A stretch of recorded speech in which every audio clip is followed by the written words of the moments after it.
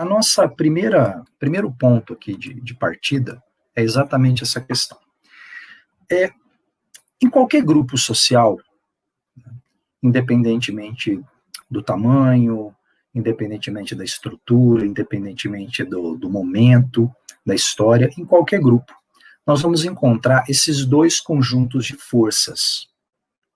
Forças que vão unir os indivíduos e forças que vão dividir os indivíduos. Forças unificadoras e divisoras.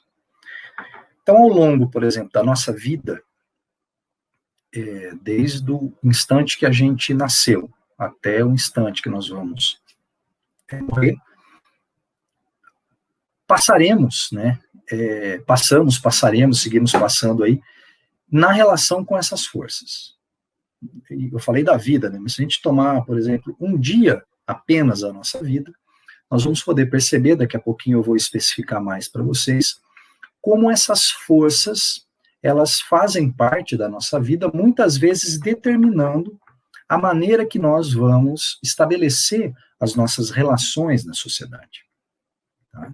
Então, a todo instante, nós estamos em contato com essas forças. Ou ela trazendo consequências para a forma da gente agir, né? E também nós, da mesma forma, acabamos agindo para que elas ocorram. Tá? Então, essa primeira ideia é importante. E assim como, não sei se vocês vão se lembrar, né? Semana passada, trabalhamos ali questão de regras, enfim, e eu falei que existe uma variação acerca de padrões comportamentais, por exemplo, de sociedade para sociedade, de momento histórico para momento histórico, em função da cultura, né? E de igual forma, essas forças unificadoras e divisoras, elas vão também variando em função do tipo de sociedade, em função do momento histórico. Então, há momentos em que a sociedade se mostra mais unificadora, há momento em que os indivíduos terminam por reproduzir, terminam por materializar esses elementos de divisão social. Tá? Então, sobre isso que nós vamos falar mais aqui. Só que antes de entrarmos, turma, de forma específica aí, nessas questões, né, dos processos sociais, vamos pensar, refletir um pouquinho acerca da nossa sociedade. Tá? Eu quero trazer para vocês uma discussão muito importante acerca da estrutura social que temos hoje e que determina, né, que influencia, obviamente, as relações sociais. A nossa sociedade, né, ela é essencialmente unificadora ou ela é essencialmente divisora? Ela é mais unificadora ou mais divisora? Nós encontramos mais elementos que ilustram um caráter unificador ou encontramos mais elementos que ilustram, determinam, enfim, um caráter divisor? Então, vamos prestar atenção nisso e aí faremos, né, a relativização disso. Mas, num primeiro momento, vamos considerar a sociedade contemporânea como sendo essencialmente divisora. Ou, vamos melhorar o termo aí, ela está essencialmente divisora. Tá? Então, a nossa sociedade, a sociedade contemporânea, ela vem sendo, vamos dizer assim, essencialmente divisora.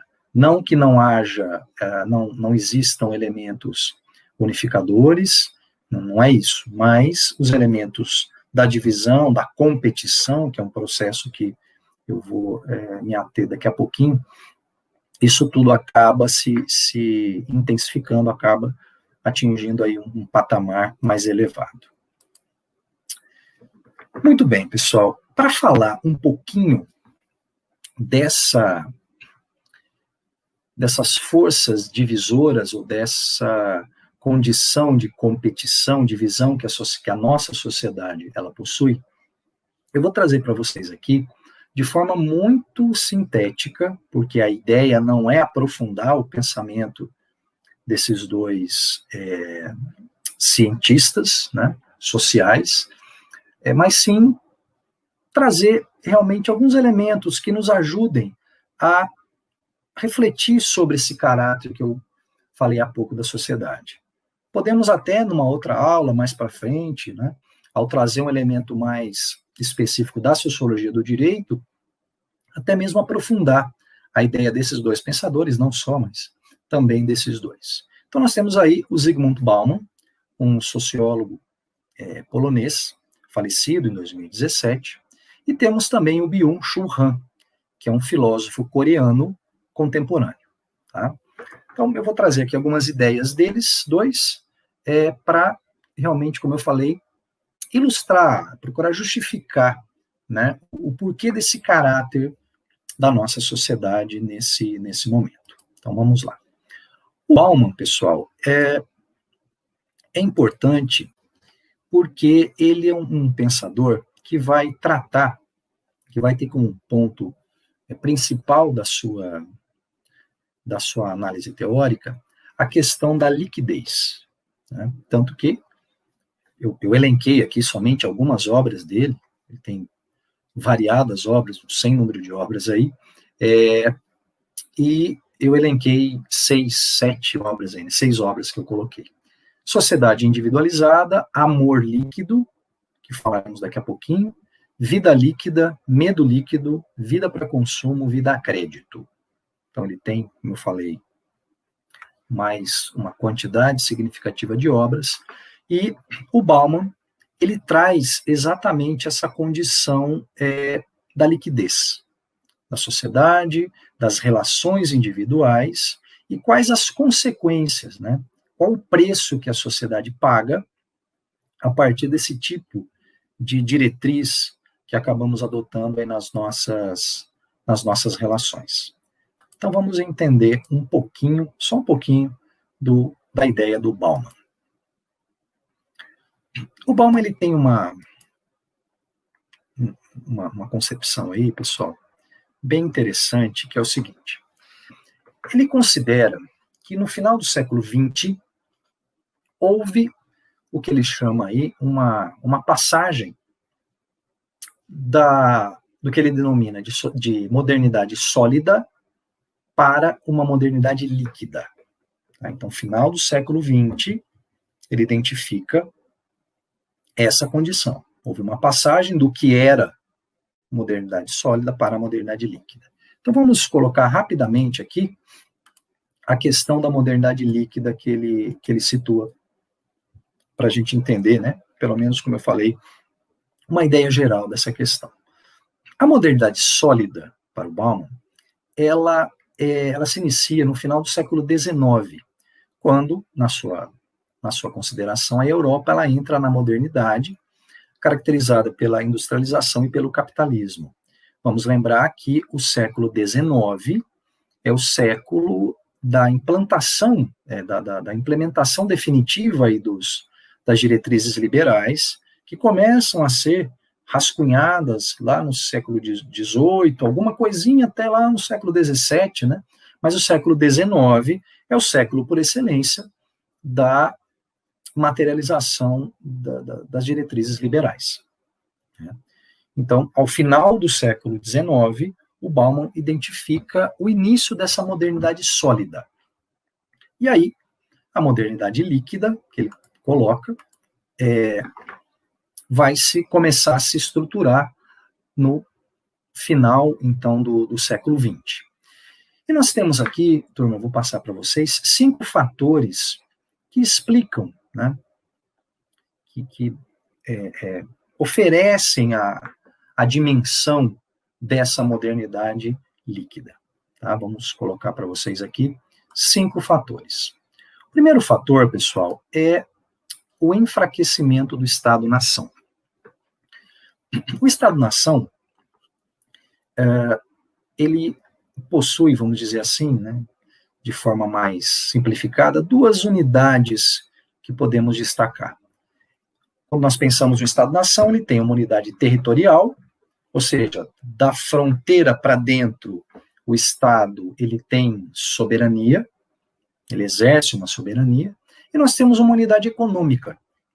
Essa unidade econômica, ela é responsável por organizar a economia, os aspectos econômicos, tanto internos quanto externos desse Estado-nação. E a partir, então, do final do século XX, esse Estado-nação, essa condição do Estado-nação,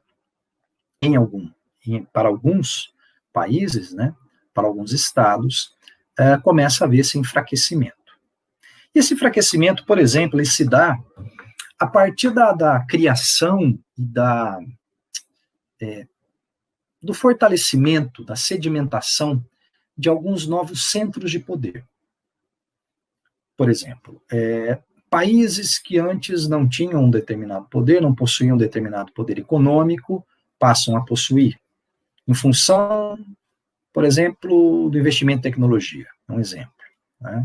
Blocos econômicos. Então, um país, para fazer parte de um bloco, ele tem que ceder às condições que são colocadas. Novos centros de poder que vão surgir, por exemplo, os conglomerados.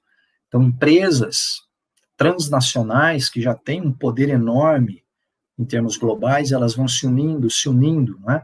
E essa força transforma esses conglomerados, né, ou intensifica o poder desses conglomerados. Então, o Estado-nação, ele passa a se enfraquecer, sofrer um processo de enfraquecimento em função disso, porque a cessão de poder desse Estado-nação acaba acontecendo de forma mais efetiva para atender interesses outros que não especificamente os interesses, por exemplo, da população desse Estado. Vamos dar um exemplo bem simples. Tá? Vamos imaginar que uma empresa transnacional, ela quer entrar num determinado país e quer se instalar numa região específica. Só que essa região específica, por exemplo, é uma terra, uma comunidade de população indígena. Né? Então, muito provavelmente, essa população indígena ela vai sair dali para atender os interesses da instalação dessa empresa. Tá? É um exemplo. Tá? Um exemplo simples aí, para que a gente tenha a ideia do funcionamento dessa perda de soberania. Muito bem. Um outro fator, acabei de falar das corporações transnacionais aí. Ascensão do capitalismo global e aumento de corporações transnacionais. Então, essas corporações, elas terminam por se configurar enquanto centros de poder cada vez mais intensos aí. Um terceiro fator, tecnologias eletrônicas e a internet, permitindo a troca de informações instantâneas e supranacionais. Falaremos disso em outra ocasião, né? Não agora, porque senão o parênteses vai ficar muito grande. Mas nós temos, exatamente ao final do século XX, um investimento sem precedentes nas tecnologias de informação. Tá? Como eu falei, não vamos entrar nisso agora, em outro momento, com certeza voltaremos a isso. Mas é um fato. Né? Então, essas tecnologias começaram a ganhar um patamar de investimento como nunca antes havia acontecido. Um quarto fator, as sociedades elas passam a ficar cada vez mais preocupadas com a questão da instabilidade, né? A ameaça a sociedade tem uma estabilidade, e aí essa preocupação em relação a futuras instabilidades. Então, a estabilidade social acaba sofrendo. Né? Por exemplo, na questão trabalhista, perda de direitos trabalhistas, né? Uma condição que ilustra muito bem essa questão da instabilidade. E um quinto fator, a difusão das migrações humanas pelo mundo. Em função de processos econômicos, né, de recessões econômicas, mudanças, enfim, políticas, um quadro de exclusão social cada vez mais intenso em vários países, se passou a ter um aumento dessas migrações. Né, as pessoas buscando outros territórios para tentar se estruturar enquanto sujeitos humanos, enquanto sujeitos sociais, né? Então, essas migrações, elas acabam se difundindo. Então, nós temos aí 5 fatores que dão essa dimensão da modernidade líquida. Tá? Com isso, pessoal, houve um enfraquecimento, como está escrito aí, das certezas quanto a emprego, educação e bem-estar. Vamos lembrar também, e não vamos falar disso de forma detalhada agora, mas depois, exatamente ao final do século XX, nós vamos ter a retirada definitiva do estado do bem-estar social e a adoção de um projeto neoliberal, né? E isso afeta frontalmente, né, as questões de ordem, não só, mas questões de ordem trabalhista, por exemplo. Tá? Então, é um quadro de mudanças profundas, final do século XX. E exatamente por conta desse quadro é que o Bauman identifica essa condição enquanto uma condição do início da modernidade líquida. Então, vamos seguir aqui. Bom, ele vai trazer uma questão importante. Então, a modernidade sólida, ela é baseada na produção dos bens de consumo. Tá? Então, quando nós pensamos século XIX, final do século XIX, final do século XX, prepondera a produção, né, de bens de consumo, claro. Na modernidade líquida, a modernidade líquida, ela é baseada no quê? No consumo rápido desses bens de consumo. Claro que na modernidade líquida tem a produção, se não tem produção, tem meio de consumo, é óbvio. Mas tem uma mudança aí, virou uma chavinha, né? O que antes era privilegiado era exatamente a produção, né? Agora é o consumo, e um consumo cada vez mais intenso, um consumo cada vez mais voraz, né? E tudo isso tem uma razão de ser, como nós vamos trazer aqui para vocês, tá? E toda essa mudança, pessoal, não há como não afetar os valores sociais. Então, os valores sociais são, sim, afetados de forma significativa por essas mudanças, ou por essa mudança de modelo da modernidade sólida para líquida. Produção, consumo. Então, isso vai promover uma alteração profunda nas relações sociais. Bem? Então, vamos entender um pouquinho mais sobre isso.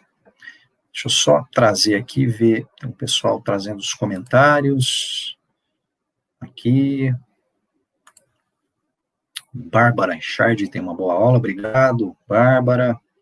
Temos aqui também Evaldo Zap, esse é o Evaldo, satisfação, foi meu aluno, e vamos trazendo aos poucos aí mais comentários que o pessoal vem trazendo. Muito bem. O Bauman, ele, em uma de suas obras, né, ele vai fazer uma pergunta, e de imediato ele vai responder. Qual é uma das piores sensações que o ser humano tecnológico, né, pensemos, né, nos pensemos enquanto seres tecnológicos, já que a tecnologia permeia as nossas relações cotidianas, qual é uma das piores sensações que esse ser pode sentir no dia a dia? E o Bauman já vai responder. Não encontrar o celular onde ele deveria estar. Tá? Vamos entender isso, falar mais disso. Por quê? Porque com o celular, nessa ideia do Bauman, e realmente é algo real, o indivíduo ele não está fora nem longe, graças às suas conexões. Claro que as conexões não são feitas só pelo celular, né? Nesse momento aqui, estou me conectando com vocês pelo notebook, ou pode ser a conexão por PC, por tablet, enfim, mas o celular, até mesmo pela praticidade que ele possui, ele está sempre conosco. Então, quando nós, não sei se já aconteceu com alguém que está assistindo aqui, quando nós, por alguns momentos, não encontramos o celular, passamos, não sei se todos, mas com certeza alguém já passou por uma situação de agonia. Cadê meu celular? Né? Por quê? Cada vez mais nós trazemos nesse aparelho a nossa vida, né? Nós temos ali registradas imagens, conversas, nós temos a lista de pessoas, né, que utilizamos pelos aplicativos. Então, quando a perda de um celular vai trazer uma dor de cabeça bem intensa, né? Não sei se alguém que já perdeu e não achou o celular, mas a dor de cabeça é complicada, né? Ou seja, cada vez mais, turma, nós dependemos dessas conexões, e o celular faz esse papel de forma muito efetiva, né? Então, é ele que permite não estarmos nem fora, nem longe. Bom, e aí o Bauman traz uma ideia muito importante em relação à qual nós temos que refletir. Vou ler para vocês aqui. O advento da proximidade virtual exige menos tempo e esforço para os contatos serem estabelecidos. Então, hoje em dia, se você quer estabelecer um contato, bastam alguns cliques, né, no celular, no PC, enfim, e você estabelece uma relação. Você cria um contato. Tá? Criar novo contato. Você vai lá, cria na tua rede social, no seu aplicativo que você usa no celular para trocar informações. Né? Só que ele fala que isso também facilita o quê? O rompimento desse contato. Né? Vamos lembrar, semana passada, quando vimos a questão das relações sociais, eu comentei com vocês que a relação social ela se dá a partir do padrão de comportamento que nós temos do outro, que nós esperamos do outro. Então, quando aquele padrão de comportamento não se aplica mais, podemos e terminamos por cortar a relação social. E nessa questão de ordem tecnológica, isso fica facilitado. Né? Então, você vai lá e exclui a pessoa, bloqueia a pessoa, enfim. Quanto mais a condição virtual de proximidade nos ensina, menos tempo e vontade temos de nos dedicar à aquisição e ao exercício de habilidades que o outro tipo de proximidade não virtual exige. Então, vamos pensar um pouquinho sobre isso. Ou seja, as facilidades que todo esse aparato tecnológico nos dá para que estabeleçamos os contatos, né, para que criemos esses vínculos, isso tudo, então, facilita. Né? Mas, graças a isso, cada vez mais nós temos menos vontade para procurar outras formas de sociabilidade, outras formas de relação, que não aquele que o mundo virtual nos dá. Então, o Bauman está falando isso, né? Está fazendo uma análise aí das características dessa sociedade. Então, pessoal, a questão é buscar o equilíbrio em relação a isso. A tecnologia, ela está aí. Nós não vamos retroceder em termos tecnológicos, muito ao contrário. Nós só vamos evoluir e cada vez de forma mais intensa. Né? Nós tivemos, como eu falei, quando houve o início desse investimento em tecnologia, no final do século XX, né? Isso foi início lá dos anos 1980, por aí, enfim, nunca houve um investimento em tecnologia como naquele período. Então, isso já é dado. Nós temos a tecnologia e ela, obviamente, nos facilita em muita coisa, propicia enormes pontos positivos para as nossas vidas, é óbvio. Não podemos pensar, por exemplo, na medicina hoje, apartada da tecnologia, de forma alguma. Né? Então, a tecnologia é uma realidade, ela está aqui. E aí, então, exatamente, temos que buscar um equilíbrio.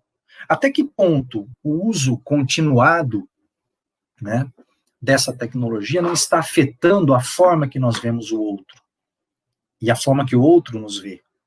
Né? Até que ponto essa questão da gente considerar que nós não temos tempo para fazer determinadas coisas que antes tínhamos, né, isso não nos afeta. Um exemplo bem simples. Quando nós, e é uma prática usual hoje em dia, as pessoas escreverem nos aplicativos, né, de troca de mensagens e também mandar áudio. Né? Muitas vezes, quando vamos mandar um áudio um pouquinho mais longo, nós temos que pedir desculpa. É algo já que introjetamos. Puxa, desculpa pelo áudio longo. E áudio longo, vamos dizer assim, acima de 3 minutos, já se considera, né, um áudio longo. Então, veja como nós já estamos condicionados a isso. Desculpa pelo áudio. Então, é o equilíbrio. E a busca também, além do equilíbrio, é exatamente nós termos, o que eu tenho falado desde o começo aqui, pessoal, a percepção crítica da coisa. Tá?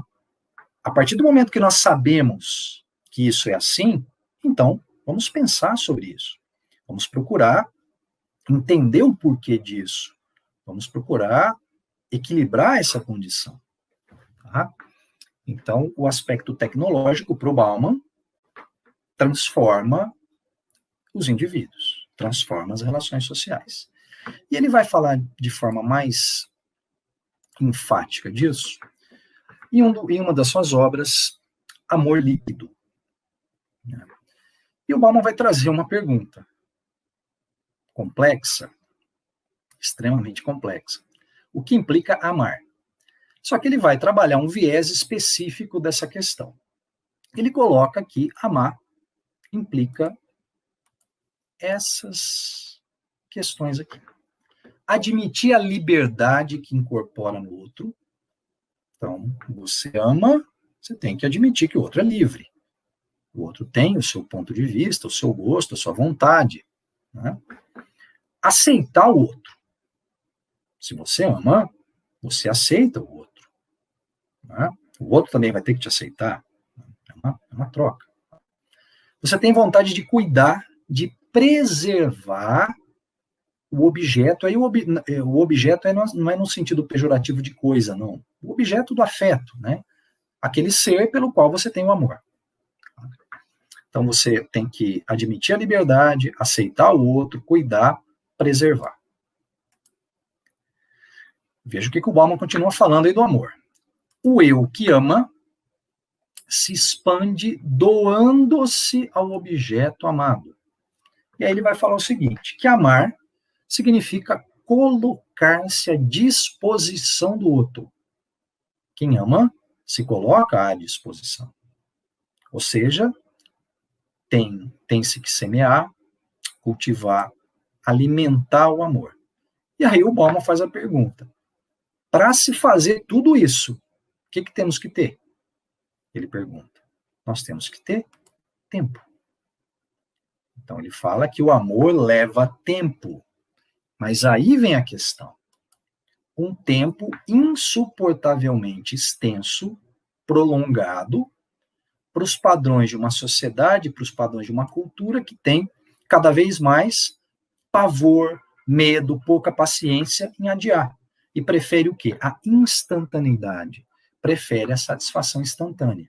Então ele identifica aí uma oposição. Tá? Para amar, você tem que dispor de um tempo. Só que você não tem mais esse tempo. Você acredita não mais ter esse tempo. Né? A satisfação que você quer é imediata, é instantânea. E o amor não tem nada de imediato e nem de instantâneo. Muito ao contrário. Né? Assim, Bauman analisa essa questão. Tá? Só voltar aqui. Certo? Essa ideia é importante aí. Tá? Essa oposição, essa contraposição, vamos dizer assim, entre o amor e o tempo. Muito bem. E aí, para encerrar essa questão do Bauman e trazer o Byung-Chul Han, e depois começarmos a tratar dos processos sociais, vamos, ainda dentro do Bauman, né, trazer a questão da cultura consumista. Como é que se caracteriza, como é que se define a cultura consumista? Ela promove produto para uso imediato, satisfação instantânea e prazer passageiro.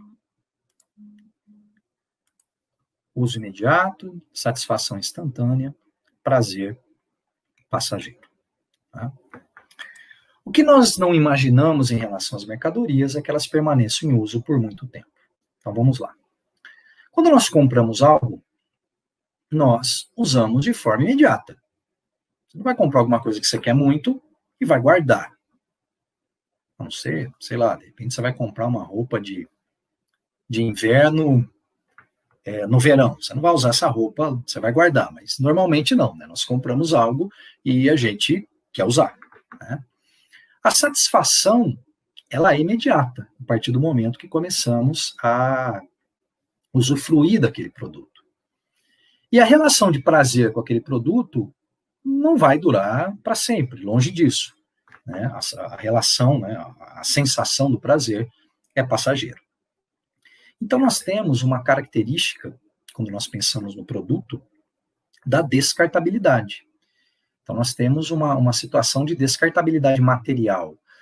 Se formos pensar, pessoal, nos produtos que eram fabricados, vamos lá, anos 60, 70, até anos 80, por exemplo, os produtos duravam para a vida inteira, né? Passavam de geração para geração. Hoje não. Hoje eles são feitos para durar pouco. Eles são descartáveis. Então, existe essa descartabilidade característica aí. Exatamente por quê? Porque é a data de validade que permite que consumamos mais. Se não tiver data de validade, o que acontece? Não tem produção, né? Exatamente, a produção, ela acontece porque aquele produto, em algum momento, vai estar defasado. Ou defasado em termos tecnológicos, ou ele não vai durar porque ele quebrou, enfim, mas vai estar defasado, vai ser descartado e nós vamos lá e consumimos novos produtos. E aí o Bauman encerra essa ideia com essa seguinte questão. Se a sociedade ela é norteada por esses valores, pelas características do consumo, que é a instantaneidade, a descartabilidade, a imediatidade, por que as parcerias vão ser uma exceção? Então, ele reforça esse aspecto de você cada vez mais pensar em si e menos no outro. Então, o que vale é o eu. O outro, se der tempo, eu vejo o que eu faço com o outro. Porque eu tenho muito mais coisa para fazer antes de me voltar ao outro.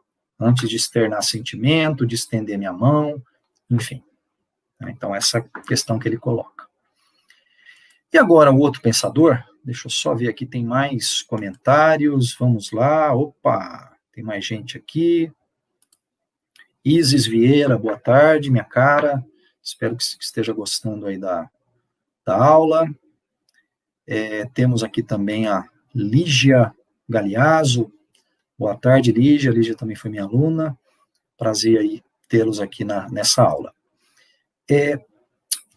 Vamos então agora seguir aqui com a ideia do Byung-Chul Han. O Byung-Chul Han, como eu já havia adiantado, era um filósofo coreano, e ele faz uma análise profunda do ser humano contemporâneo. Não só no aspecto, vamos dizer assim, sociológico, político, mas também psicológico. Ele envereda por questões importantíssimas da psicologia. Então, algumas das obras dele que eu destaquei para vocês aí, Sociedade do Cansaço, Sociedade da Transparência, Agonia do Eros, Topologia da Violência. Então, qual a ideia que eu trouxe aqui do Byung-Chul Han, para que entendamos um pouquinho da característica dessa sociedade contemporânea? Lembrando que tudo isso está diretamente relacionado lá com as tais forças unificadoras e forças divisoras, que vão ser os dois determinantes para a criação dos processos sociais. Criação e materialização dos processos sociais, tá? Por isso é importante esse parênteses, aquela questão lá, nossa sociedade ela é basicamente divisora ou unificadora? Então, para ajudar a responder que eu estou trazendo, né, esses pensadores aqui. Então, vamos lá. O Byung-Chul Han, ele coloca que o início do século XXI é definido como ele caracteriza de neuronal. Ele vai elencar algumas doenças, né? Depressão, o transtorno de déficit de atenção com síndrome de hiperatividade, transtorno de personalidade limítrofe, a síndrome de burnout, que é algo também que temos aí cada vez mais casos, tudo isso se manifesta de forma cada vez mais acelerada. Tá? Então, ele coloca que isso é uma realidade, isso é um fato, e realmente o é. Né? Aí ele vai trazer um ponto aqui, pessoal.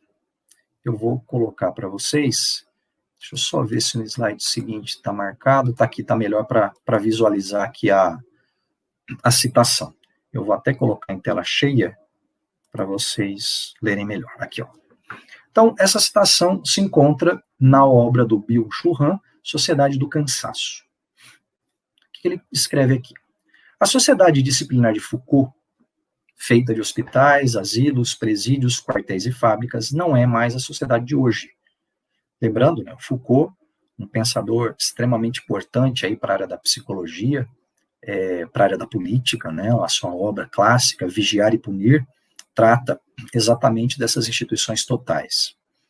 Aí ele coloca que, em seu lugar, no lugar da sociedade disciplinar do Foucault, né, que ele estudou, enfim, que ele diagnosticou, entrou uma outra sociedade, a saber, uma sociedade de academias de fitness, prédios de escritórios, bancos, aeroportos, shopping centers e laboratórios de genética. A sociedade do século XXI não é mais a sociedade disciplinar, mas uma sociedade de desempenho. Desempenho. Também seus habitantes não se chamam mais sujeitos de obediência, mas sujeitos de desempenho e produção. Tá? Então, vamos nos ater em relação a isso. Bom, então, o Byung-Chul Han, ele vai considerar que essa mudança do modelo da sociedade disciplinar para essa sociedade de desempenho já é uma realidade. Para ele, isso já habita, já faz parte do inconsciente social. Então, esse desejo de maximizar a produção, de buscar o melhor desempenho, de ser cobrado e principalmente se cobrar por isso, é algo que se efetiva, é algo efetivo, né, nessa sociedade. E aí ele vai exatamente trazer essa questão. Qual que é a consequência? Uma das consequências, né, ele traz os aspectos aí neuronais, né? Então, a depressão é a expressão patológica do fracasso do homem pós-moderno. Faz parte dele também a carência de vínculos. Acabamos de falar aqui do Bauman, o sujeito que não tem tempo para estabelecer vínculo, né? Característica para a crescente atomização do social. Então, o indivíduo cada vez mais se fecha em si e não se preocupa com o outro. Uma vez que os novos meios de comunicação e as técnicas de comunicação estão destruindo cada vez mais a relação com o outro. Então, aqui, pessoal, aqui mais uma vez é a questão do que eu estou falando desde o começo, a questão do equilíbrio, né? Sabemos que é assim. O que podemos fazer, não para mudar a tecnologia, mas o que podemos fazer para lidar com ela de forma saudável? Para procurar externar mais esse nosso lado social, a nossa sociabilidade. Não reduzir o nosso contato no aspecto tecnológico. E vejo também, né, que curioso, é certo que, se todo esse aparato tecnológico não existisse, as relações que tivemos que estabelecer no momento dessa pandemia também não iriam ocorrer.